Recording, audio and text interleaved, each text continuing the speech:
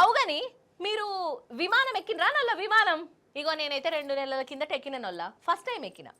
అయితే విమానం ఎక్కినంత సేపు నాకు మస్తు సంబరం అనిపించింది. కిటికీ కాడనే కూర్చున్నా.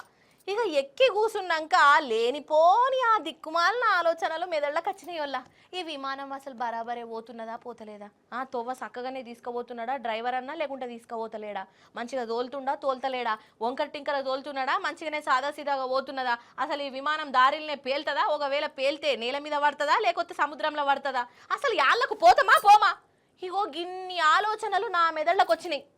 ఎట్లయితేంది మొత్తానికైతే ఎయిర్పోర్టులో దిగినాక అప్పుడు పానం నిమలమైంది. 300 పెట్టి ఒక షాయి కూడా తాగిన. అయితే ఇప్పుడు ఈ ముచ్చట నేను ఎందుకు తీసిన అంటే, ఒక ఎయిర్పోర్టునల్లా ఒక విమానం చేసిన కథ చూడుండ్రి మీరే ఏమైందో. అమ్మో, ఇక దూరంకి వెళ్ళి చూడుర్రి, అది విమానమే, వాళ్ళు జనాలే, కాకపోతే రిక్కల మీద నిల్చున్నారు. అయితే విమానంలా జనం ఎక్కువైపోయి సీట్లు దొరకకుంటే ఇగో ఈడ నిల్చొని ప్రయాణం కడుతురా ఎట్లా అని కారణం ఆడారు. ఇది కారణం ఆడే ముచ్చట కాదు, పానాల ముచ్చట.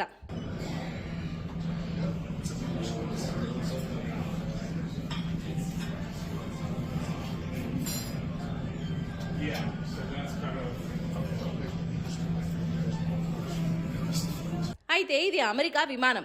ఎయిర్పోర్టులో మంచిగానే దిగింది, కానీ ఏమైందో ఏం పాడో ఆ విమానంలోకి వెళ్ళి మంటలు వెళ్ళినాయి. వల్ల ఇంకా నయము డిపోలు ఆగినాక వెళ్ళినాయి. ఆగర్సే గాలిలోనే వెళ్తే ఎట్లుండ కావచ్చు కదా. వామ్మో, తలుచుకుంటుంటేనే నాకు గజ్జు గజ్జు కొడుతున్నదోళ్ళు. సరే, ఇక ఈ ముచ్చటకే అద్దాము. ఇక మంటలు పొగలెల్లుడుతోనే ప్యాసింజర్లు ఆగమాగము వడివి కాదా మరి.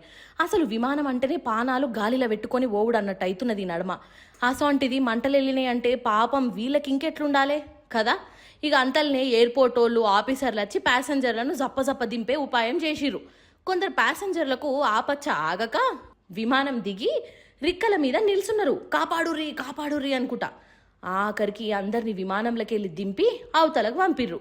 ఇక వీళ్ళు దిగినాక ఆ విమానం అంతా కాలి బూడిదైపోయిందంట. కిస్మత్ కదా వీళ్ళది.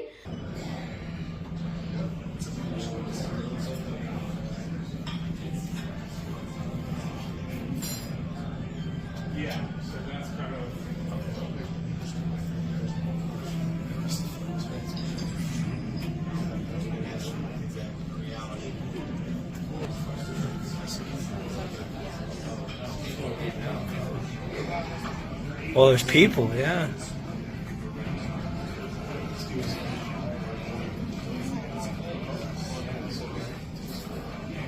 అసలు ఇంజన్లా ఏమో ఫాల్ట్ వచ్చిందట నువ్వు, అందుకే ఇగో గిట్ల మంటలు వెళ్ళినాయట. అసలు ఇసాంటి నడమ చూస్తుంటే విమానం ప్రయాణం అంటేనే జర పానం ఎటమటం అవుతున్నదుల్లో.